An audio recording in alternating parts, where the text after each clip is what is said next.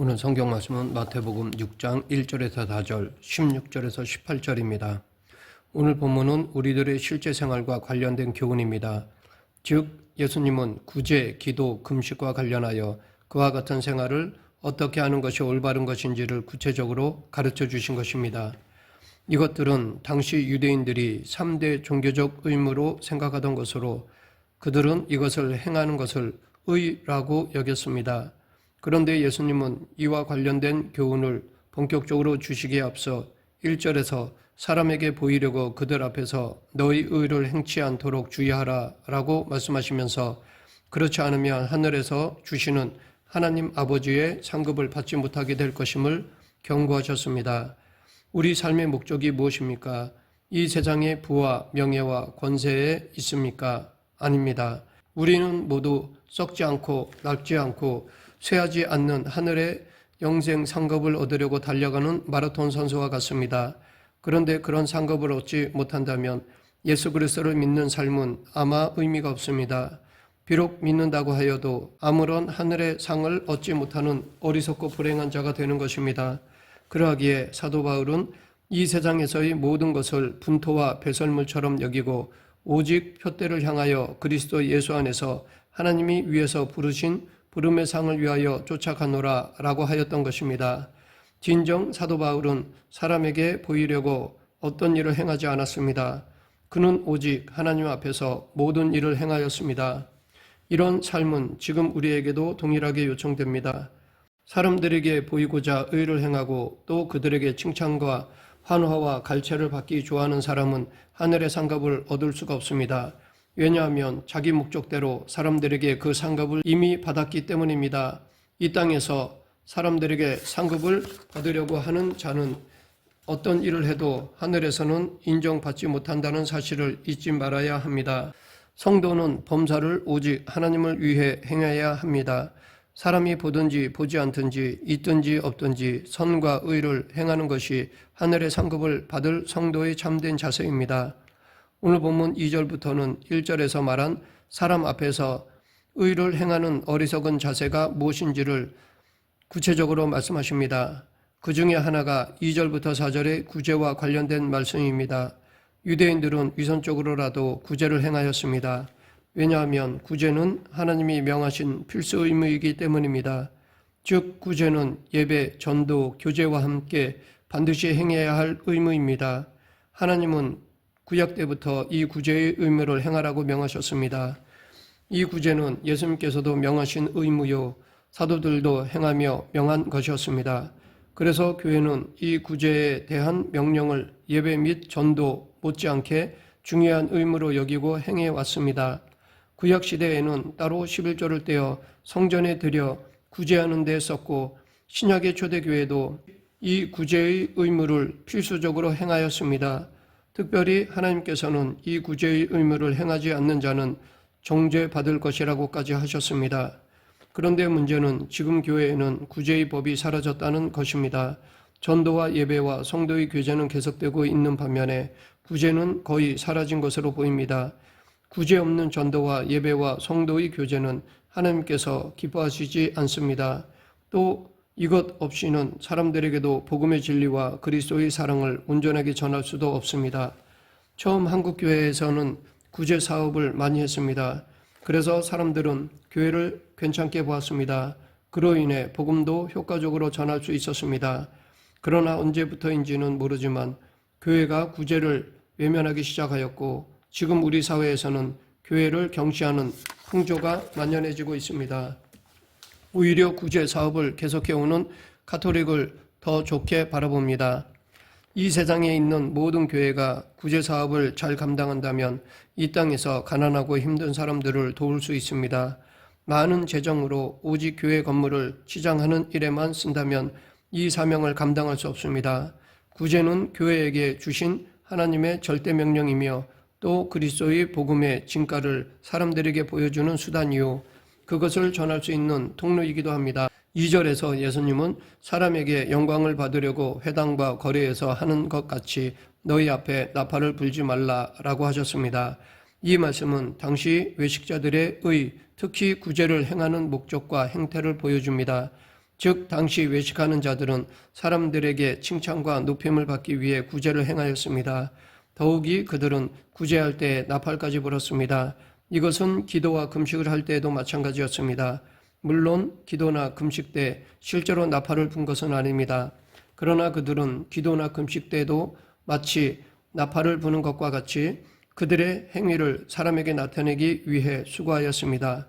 그러한 이유로 그들은 기도할 때에는 주로 큰 거리에서 하였고 금식할 때에는 슬픈 기색을 내기 위해 얼굴을 흉하게 하였습니다. 여기서 우리는 외식의 원인을 발견할 수 있습니다. 그것은 바로 사람들에게 인정받고 높임받으려는 명예욕 때문입니다. 사실 명예욕 자체는 악한 것이 아닙니다. 명예욕은 사람들이 갖는 욕구 중 최고의 욕구입니다. 음식을 먹고 싶고 잠을 자고 싶은 생리적 욕구가 가장 기본적인 욕구입니다. 그 다음은 소유욕입니다. 그 다음이 자신의 이름을 높이고 싶은 명예욕입니다. 그러하기에 이 명예욕 자체는 선도 아니요 악도 아닙니다. 다만 그 명예의 욕구를 하나님의 뜻에 맞게 쓰느냐 아니면 당시의 외식자들처럼 자신의 영광과 명예를 얻으려고 쓰느냐에 따라 선한 것도 될 수 있고 악한 것도 될 수 있습니다. 그러나 명예욕이 인간의 최고 욕구이기에 그것을 잘 절제할 수 있는 사람이 드뭅니다. 아담과 하와가 원죄를 범한 원인도 하나님처럼 되고 싶은 명예욕을 절제하지 못했기 때문입니다. 그러하기에 우리는 이 명예욕을 하나님과 그의 나라를 구하는 데에 써야 할 것입니다. 세상의 영광과 명예를 얻고자 쓴다면 외식하는 자가 될 수 있습니다.